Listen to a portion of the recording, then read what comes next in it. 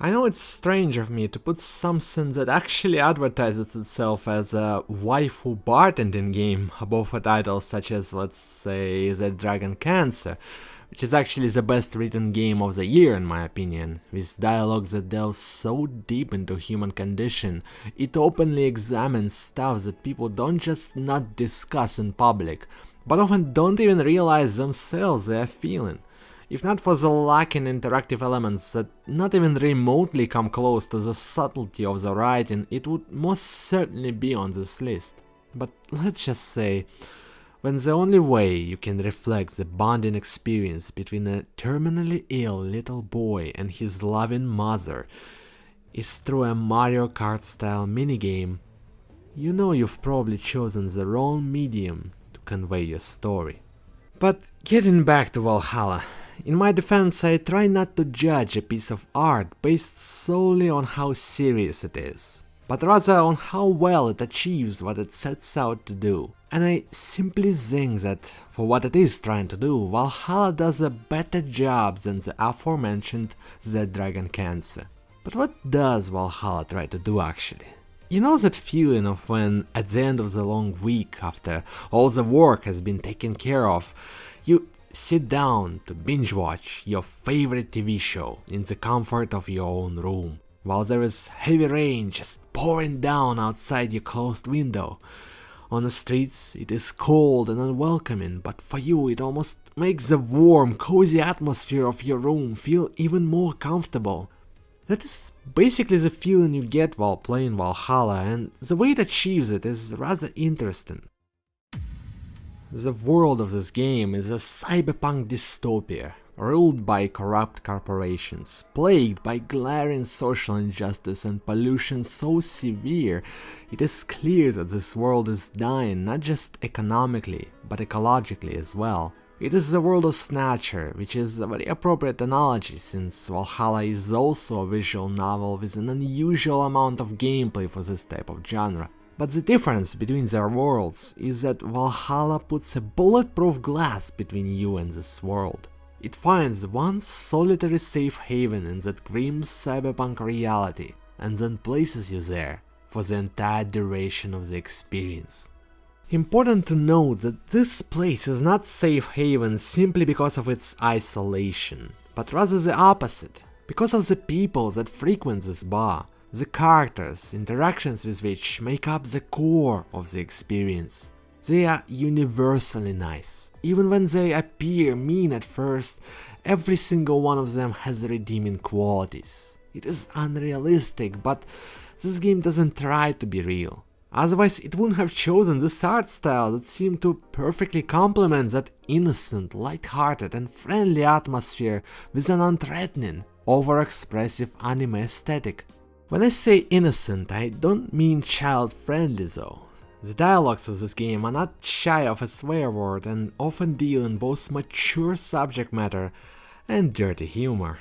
What I mean by innocence is its unparalleled commitment to honesty. The dialogue wavers back and forth between the silliest type of humor and the open-hearted discussions of serious, real-life things that the characters have boiled down inside of them.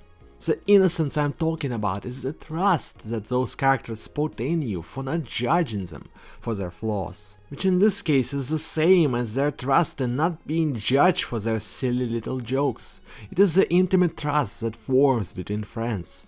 Those dialogues are truly engaging because of that quality of honesty. It's not afraid to be not politically correct or even unfunny, although I laughed quite a number of times while playing. And yes, playing, because even though it is a dialogue-driven game, there are gameplay elements which admittedly do revolve around dialogues. I mean, bartending is, in a nutshell, an attempt to make a drink that would satisfy your client based on what they've said, which in most cases is as easy as to simply find the recipe to the drink that they've ordered. But occasionally you get an order that is distinctly ambiguous, which tests how much you've been paying attention to the dialogue. Basically, among other things, this becomes a gameplay-wise motivation to get invested in the dialogue. It is the game directing your attention to what really matters here. But there is more to it. You see, choices of drinks affect the storyline in a very subtle way. So subtle in fact that this bartending gameplay becomes a metaphorical one. When you offer a drink that you yourself made to the character, it becomes not so much an alcoholic beverage, but a gesture of friendliness.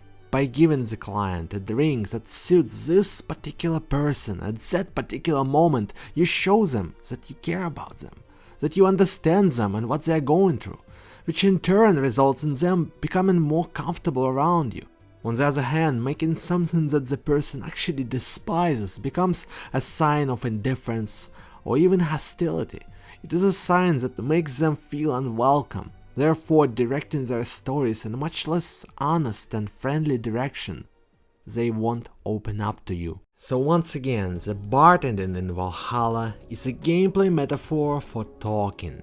When your client comes up to the bar counter and sits down silently, obviously being upset about something, the feeling you get when the bartending screen opens up and you expected to make something that would cheer them up is very similar to the feeling you get when you don't know what to say to a friend when he's feeling down. It is a feeling of being at a loss of words. In a way, it is an even more accurate gameplay reflection of how it feels to converse in real life than the classic dialogue tree. Sometimes you know exactly what to say, so much that there is almost no thought involved. Sometimes you need to carefully think about what you're going to say and how, and sometimes you don't even know what to say, or are just too distracted by something, so simply following a conversation along becomes a challenge in itself.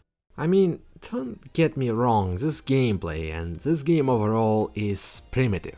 The world building could be heavier, the story could be meatier, the dialogue could be more mature, and the gameplay could have been deeper. But then Valhalla would lose the very qualities that it was so carefully nurturing: charm.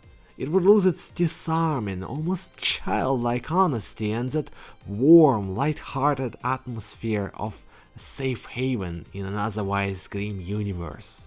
It would lose the very thing that makes it such a likable game. So likable in fact that I place it on the list of the best games of the year.